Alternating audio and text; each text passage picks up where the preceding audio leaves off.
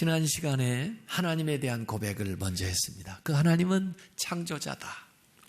그 하나님은 전능자다. 그리고 그 하나님이 나의 아버지다. 이렇게 고백을 했어요. 너무 좋죠.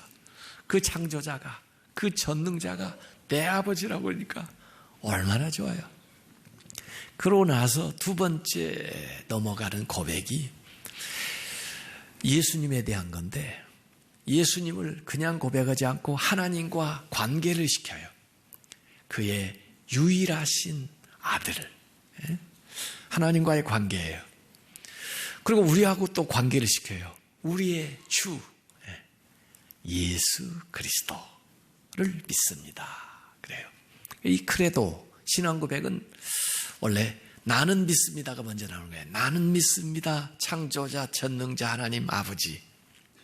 나는 믿습니다. 하나님의 유일하신 아들 예수 그리스도. 이렇게 순서가 되는 거예요. 그래서 두 번째는 예수님에 대한 고백이 되는데, 사실은 이렇게 시작해서 예수님에 대한 고백이 상당히 나와요. 분량으로 보면 제일 많이 나와요. 그래서 예수님이 어찌 보면은 이 고백의 중심처럼 보여요. 예수님을 중심으로 해가지고 하나님을 설명하고 예수님을 중심으로 해서 성령님을 얘기하는 거죠. 그 왜 이렇게 예수님에 대해서 고백을 많이 해놨나? 하나님에 대한 이야기는요, 우리 예수님 안 믿는 사람들도요, 무슨 자연신론 주장하는 사람들, 무슨 동양 종교, 또 저 힌두교, 이런 사람들도 무슨 하나님 이야기 좀 하고 그러더라고요. 근데 우리는 이제 하나님에 대해서 그분이 창조자고 전능자고 아버지다. 그러면 그들이 말하는 신하고 좀 구별이 되기는 하지만은, 또 성령님, 영에 대한 활동, 이런 것들이 꼭 신앙을 가지고 있지 않는 사람도 심지어 무슨 영적인 것에 대한 이야기를 하는 경우도 있어요.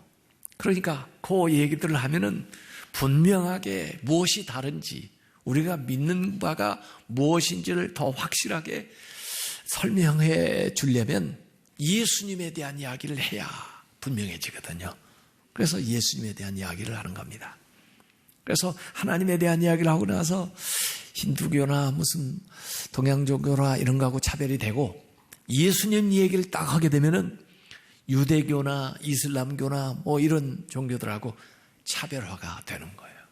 그래서 사실 지난 시간에도 얘기했지만, 우리가 하나님을 알게 된 것도 예수님을 통해서 하나님을 알고 고백하고, 성령님에 대해서도 예수님을 통해서, 예수님과의 관계를 통해서 고백을 하는 거기 때문에 이 예수님에 대해서 먼저 우리가 바로 알아야 된다. 그런 이야기입니다.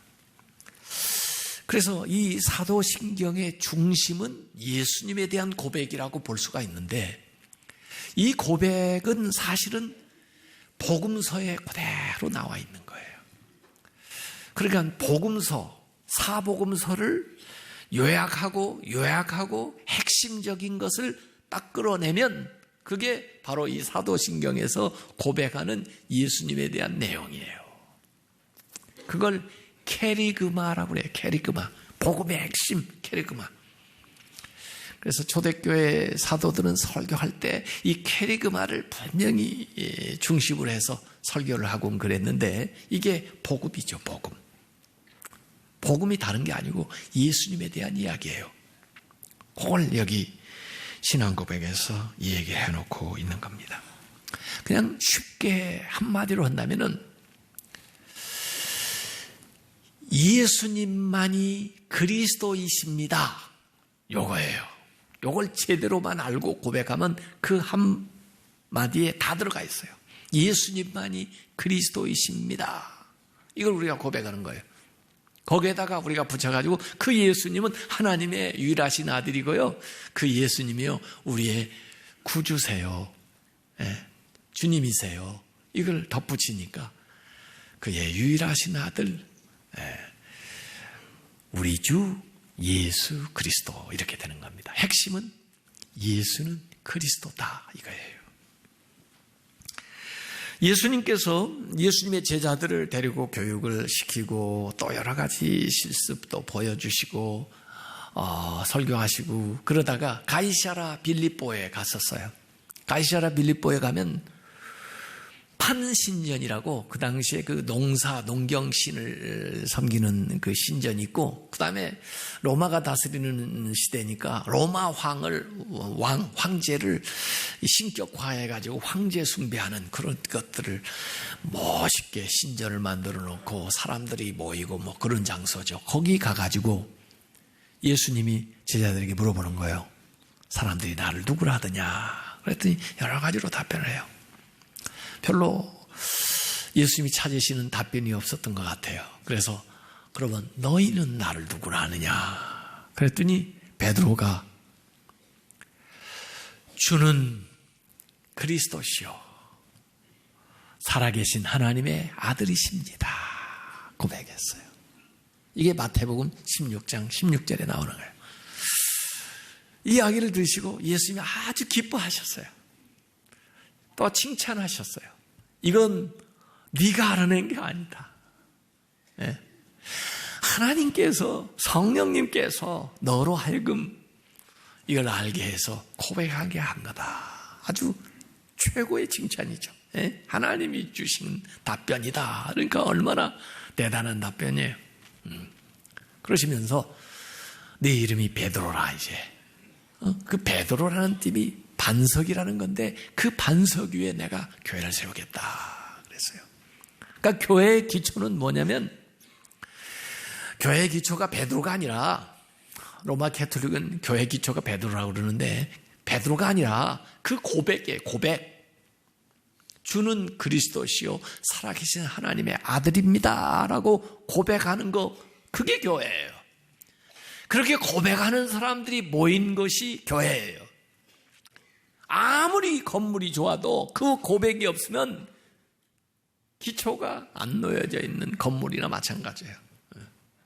그러나 보잘것없는 건물이라도 모여서 주님이 그리스도이십니다. 하나님의 아들이십니다. 그렇게 고백하면은 그게 교회가 되는 거예요. 더구나 그 고백에 천국 열쇠를 주었어요. 그걸 고백하는 사람이 천국에 가는 거예요. 천국에. 그래서 오늘 이 문장에 4가지의 호칭이 나와요. 하나님의 유일하신 아들, 이전에는 독생자, 외아들 그렇게 표시했죠. 하나님과의 관계를 얘기하는 거.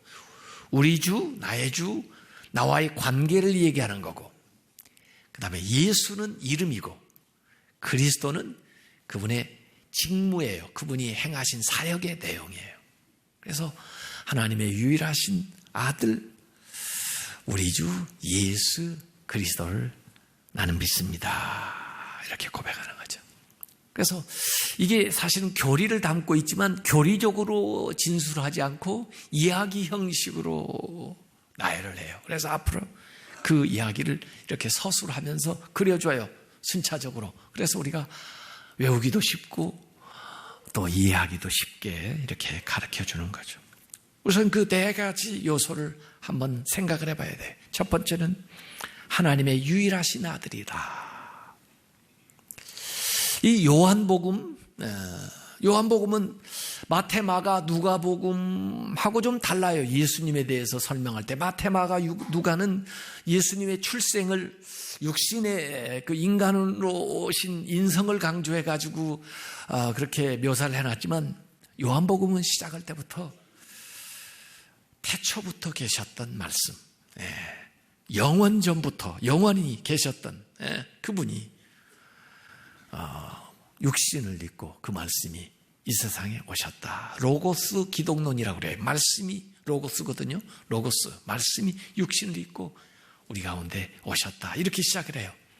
그래가지고 요한은 예수님에 대해서 설명할 때 하나님의 독생자라고 하는 것을 굉장히 강조합니다.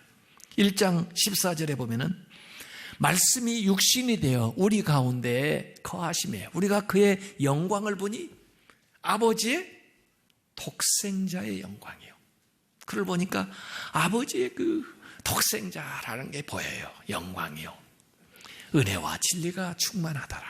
그래서 18절에 보면 본래 하나님을 본 사람 없지만은 아버지 품속에 있는 누구예요? 독생하신 하나님, 예수님을 독생하신 하나님이라고 표현해요. 하나님이라고 표현해요. 독생하신 하나님이 나타내셨느니라. 3장 16절 우리가 잘 외우는 말씀, 하나님이 세상을 이처럼 사랑하사 독생자를 주셨으니 이는 그를 믿는 자마다 멸망하지 않고 영생을 얻게 하려 하심이라. 아주 핵심 구절들입니다. 성경에서 18절에 그를 믿는 자는 심판을 받지 아니하는 것이요 그를 믿지 아니하는 자는 하나님의 독생자의 이름을 믿지 아니함으로 벌써 이미 심판을 받은 것이니라. 요한 1서 4장 9절에도 하나님의 사랑이 우리에게 이렇게 나타난 바 되었으니 하나님이 자기의 독생자를 세상에 보내심은 그로 말미암아 우리를 살리려 하심이라. 정말 기가 막힌 말씀들이에요. 독생자다. 이 독생자라는 뜻은 하나님과 독특한 관계를 맺고 있다. 완전히 하나님과 같은 본질이시다. 그런 뜻이에요. 그래서 하나님과 같은 본성과 본체를 지니고 계신 분이에요. 그래서 독특한 존재이고 유일무이한 귀한 존재라는 뜻이에요. 그래서 예수님의 신적인 본성을 드러내는 말입니다. 하나님이죠.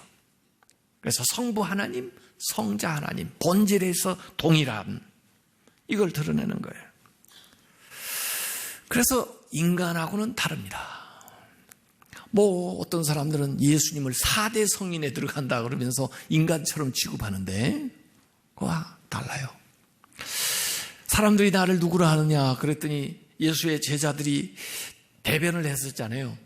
무슨 예레미야라고 합디다. 엘리야라고 합디다. 세례 요한이라고 합디다. 아니 위대한 선지자 중에 한 사람이라고 합디다. 예수님이 그 말에 대해서 용납을 안 해요. 그걸 받아들이지 않아요. 그거 맞다고 얘기하지 않아요. 아니 좋은 말만 갖다 골라다가 얘기를 했는데도 그게 예수님의 본질을 드러내지를 못하기 때문에 그런 거죠. 세상에서도 살다 보면 뛰어난 사람들을 신적 존재로 추앙을 해가지고 신격화하는 경우가 있습니다. 옛날에 그 당시에 로마 황제를 신격화해서 황제 숭배를 했고요. 옛날에 일본 무슨 천황을 무슨 신처럼 받들고만 일본 사람들은 그런 걸 많이 하더라고요. 배용준, 용사마 이런 거. 사마라는 말이 말이에요. 이렇게 신처럼 높이는 말이에요. 요새는 예쁜 사람 보고 뭐라고 하더라고요? 여신이라고 그러더라고요. 음식 잘 맞는 사람 식신인가? 그런 뛰어난 인간이 아니에요.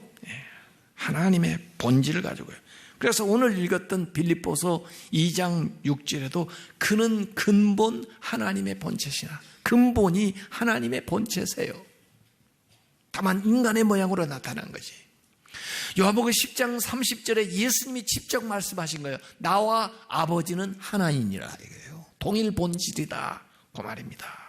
그래서 예수님은 삼위 중에 한 분이신 하나님이에요. 그걸 삼위일체라 이렇게 우리가 어려운 말을 쓰지만은 이 태초부터 계셨던 말씀을 영혼에 속한. 그래서 하나님에 대해서 제일 잘 아시는 분은 예수님이에요. 그동안 많은 계시를 주고 그동안 많은 선지자가 와서 얘기를 했지만은 예수님처럼 하나님을 확실히 알고 전하는 것은 어려워요. 마태복음 11장 27절에 내 아버지께서 모든 것을 내게 주셨으니 아버지 외에는 아들을 아는 자가 없고 아들과 또 아들의 소원대로 계시를 받은 자 외에는 아버지를 아는 자가 없느니라. 여기 아들 여기 나올 때 the son이라고 나옵니다. A son이 아니고 the son, 유일한 아들이에요. 그리고 두 번째는 그분이 우리의 주님입니다.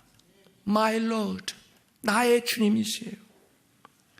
원래 구약에는 하나님의 이름을 함부로 쓸 수가 없으니까 자음만 모아가지고 야훼 그러고는 그게 하나님인 줄 알아라 그랬어요. 여호와 그리고는 하나님. 그걸 70인역 헬라어로 처음 번역할 때 그걸 뭐라고 번역할까 해서 번역을 한 게 curious예요. curious라는 말은 주님이라는 말입니다. 주님. 그래서 구약에 주님 부르면은요, 하나님을 의미하기도 하고 어떤 때는 사실은 예수님을 의미하기도 해요. 주님. 이걸 아도나이라고 쓰면은, 물론 아도나이는 히브리어지만은 아도나이는 나의 주님 그런 뜻이에요. 이 주님이라는 큐리어스 번역을 하고 보니까 70인역에 6,000번 이상 큐리어스라는 말이 나와요. 주님이라, 만왕의 왕, 만주의 주. 하나님과 같은 분이라는 거죠. 모든 것의 주인이다. 주권을 가지고 계신 분이라는 게예요. 주님이라는 게. 베드로가 예수님을 처음 만날 때 누가복음 5장에 보면요, 처음에는 고기 잡다가 예수님이 오고 사람들 다니니까 목수쯤 되는, 목수로 알았어요. 나사렛에서 온 목수, 예수. 이렇게. 그런데 그분이 말씀을 자기 배에서 가르치는 걸 보니까, 와, 대단하셔요. 그래서, 랍비구나. 선생님, 그랬어요. 선생님, 밤이 맞도록 잡은 것이 없는데 지금 말씀하시니까 제가 말씀에 의지해서 금을 내려보겠습니다. 선생님 정도 알았다고요. 그런데 생각 밖에 그 그물이 찢어질 정도로 고개가 잡힌 걸 떡 확인하고는 주님 앞에 와서 떡 무릎을 꿇고, 주여, 나를 떠나소서, 내가 죄인으로소이다 그랬어요. 이건 하나님한테만 하는 말이에요. 주여, 예수님한테. 이 인식이 이렇게 바뀌어가는 거예요. 저는 신앙생활을 하기 전에 처음부터 주여 해도 좋지만 모르더라도 훌륭한 선생님 그런 정도 아들도 와서 말씀을 배우고 듣고 그러라 이거예요. 그러나 결국 우리가 어디까지 일을 해야 되면 주님이라고 고백을 해야 되는 거예요. 그러지 않으면 안 됩니다. 예수님께서 예루살렘에 입성하실 때 제자들을 보내면서 나귀를 끌어오라고 그러는데 뭐라고 하고 데려와요? 그랬더니 예수님이 주가 쓰시겠다 하라. 주님이 쓴다고 해라 그래요. 주님이 쓴다. 주인이 쓴다는데 뭐.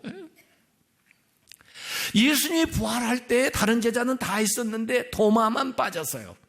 주님을 못 만났어요. 부활했다고 하는데 믿지를 않아요. 내가 주님을 직접 만나가지고 확인해보고 나서 믿겠다 그래요. 결국 주님이 그 도마가 있는 자리에도 나타나셨어요. 그 도마를 집어거는 거죠. 그때 도마가 예수님 앞에 부활하신 주를 만나고 뭐라고 그랬어요? 나의 주님이시요 나의 하나님이시니이다. My Lord, my God. 이거예요. 여러분, 이 주님이라는 것은 신적인 타이틀이에요.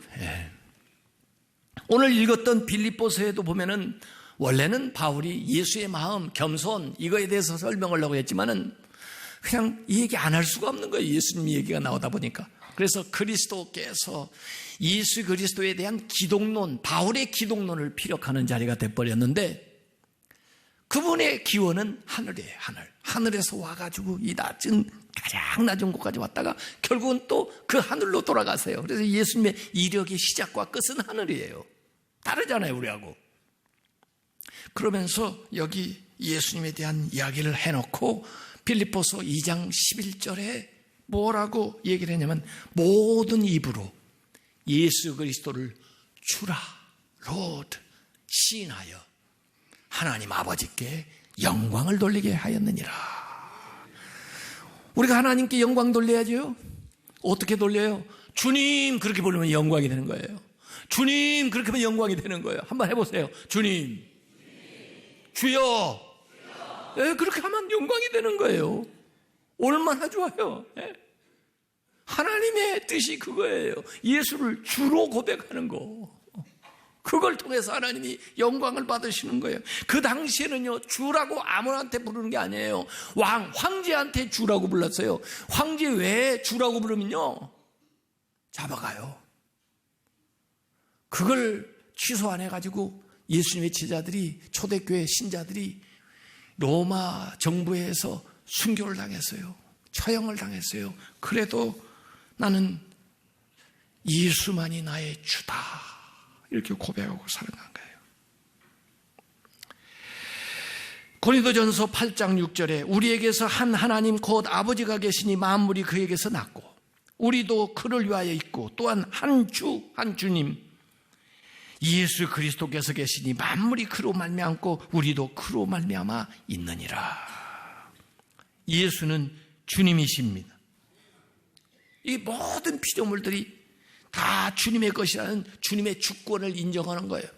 그래서 내가 가진 거, 내 생명, 내 가정, 이 모든 것들이 다 주님의 것입니다. 이렇게 고백하는 것이 주님이라는 거예요. 하이델베르그 요리 문답에 예수가 우리의 주님이 되는 이유에 대해서 이렇게 얘기해 놨어요. 그는 우리의 육체와 영혼을 금이나 은이 아니라 그의 보배로운 피로 죄와 마귀의 모든 세력으로부터 구속하여 값주고 사시어서 그의 것을 삼으셨기 때문이다 그랬어요. 우리가 이전에는 죄의 종이었대요. 그래서 죄가 시키는 대로 또 멸망할 수밖에 없는 그런 불쌍한 처지에 있었는데 예수님이 그 노예 값을, 죄의 값을 피로 지불하시고 그 죄에서 나를 구속하셨기 때문에, 해방하셨기 때문에 이에 새 주인 예수님이 나의 주인이시다 이거예요. 그걸 고백하는 겁니다. 그리스도라는 말이 구약에는 메시아, 기름 부음 받은 자인데 기름을 왕한테도 기름을 붓고 제사장한테도 기름을 붓고 그래요. 그런데 사실은 그 구약에 있었던 그 기름 부음 받은 자들은 전부 메시아 오실 그리스도에 대한 하나의 표상이죠. 그래서 사실 그리스도 안에서 완벽한 왕, 그리고 정말 이 선지자 가운데 가장 완전한 선지자, 그리고 완벽한 제사장, 이게 그리스도 안에 삼중직으로 들어있는 거예요. 그래서 왕으로서의 직무, 보호하고 통치하고 인도하고 다스리는 것, 선지자로서의 직무에 가르치고 깨우치고 교훈하고, 제사장으로서의 직무, 희생, 제물 드리고 중보하고 정결케 하고, 이게 그리스도 안에 들어가 있는 거예요. 그래서 예수님은 왕이신 그리스도로서 우리를 통치하고 보호하고 인도하시는 완벽한 왕이시고 역사상에 있어 본 적이 없는 그러한 이상적인 왕이에요. 그러면서 예수님은 선지자로서 가르치시고 깨우치시고 교훈하시고 알게 하시는, 계시하시는 그리스도이시고, 예수님은 제사장으로서 제사를 드릴 뿐만 아니라 자신이 제물이 되어서 단번에 모든 그 제사를 완성하시는 완벽한 온전한 제사장이 되어버렸다고 해요. 이게 그리스도 안에 다 들어있는 거예요. 그래서 앞에 얘기한 대로 우리의 믿음을 예수는 그리스도다 이렇게만 얘기해도 사실은 모든 게 포괄돼요. 제대로 알고만 얘기하면 모든 걸 포괄하는 말이에요. 예수가 그리스도다. 초대교회 메시지의 핵심은 바로 그거였습니다. 예수가 너희가 기다리고 지금까지 구약에서 얘기했던 그 메시아, 그 그리스도다, 이렇게 얘기한 거예요. 그래서 베드로도 설교를 할 때 사도행전 2장 36절에 보니까 너희가 십자가에 못 박은 이 예수를 하나님이 주 교로에스와 그리스도가 되게 하셨느니라, 이렇게 말씀했어요. 사도들도 나아가서 전도할 때 사도행전 5장 41절 보니까 그들이 날마다 성전에 있든지 집에 있든지 예수는 누구라고? 그리스도라고 가르치기와 전도하기를, 설교하기를 그치지 아니하니라. 그걸 증명해내는 것이 성경 공부예요. 그걸 알아내도록 가르치는 것이 설교예요. 바울도 이전에는 구약을 따르니까 메시아가 다른 분인 줄 알고 다른 분을 기다려야 되는 줄 알고 예수 믿는 사람들을 핍박을 하고 했던 바울이 다메섹에서 예수님을 만나고 그 다음에 그가 깨닫고 그 다음에 기도한 다음에 나가서 설교할 때 사도행전 9장 22절에 힘을 더 얻어 예수를 누구라고? 그리스도라 증언하여. 다메섹에 사는 유대인들, 자기 과거처럼 그 상태에 있던 사람들을 당혹하게 하니라. 그럴 리가, 그랬어? 이렇게. 사도행전 17장 3절에도 보면은 뜻을 풀어서 그리스도가 해를 받고 죽은 자 가운데서 다시 살아나야 할 것을 증언하고 이르되 내가 너에게 전하는 이 예수가 곧 그리스도다. 이렇게 증언한 겁니다. 예수가 그리스도입니다. 그 성경에 예언하고 오히려 하던 그 메시아가 바로 이 예수님이다 하는 거예요. 그래서 예수 그리스도 이걸 부르는 것은요, 그 안에 다 들어가 있는 거예요. 예수님은 나의 그리스도이고 나는 그분의 은혜로 죄에서 구원을 받았습니다. 이게 들어가는 거예요. 여러분, 예수님이 하나님의 독생자이심을 믿으시기 바랍니다. 예수님이 그리스도인 것을 믿으시기 바랍니다. 여러분들이 이 신앙 고백을 할 때마다 이것이 입에서만의 고백이 아니라 여러분의 마음과 삶을 다한 고백이 되고 이 고백에 담겨있는 은혜와 복이 이것을 우리가 고백할 때마다 여러분의 삶에, 여러분의 일생에 풍성하게 나타나시기를 주님의 이름으로 축원합니다.